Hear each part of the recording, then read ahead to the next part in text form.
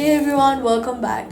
Is the Whatnot app crashing and booting you out mid-show, potentially making you miss a bid or a win? Here's the fix. Whatnot live streams are intensive and crash more often during long sessions when your iPhone's memory fills up from keeping the stream running. First, restart your iPhone completely before your next important show. Hold the side button and volume down. Slide to power off, wait 30 seconds and turn it back on.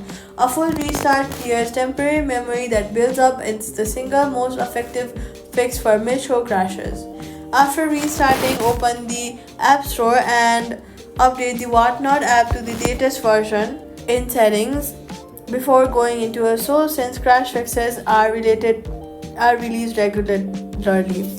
Also, go to your settings app and then go to general. Next, go to iPhone storage and close out any large apps you need to be running in the background since Whatnot stream needs the most memory on possible to stay stable, and that's it. All you've got to do is restart your iPhone before important shows, update Whatnot and free up memory.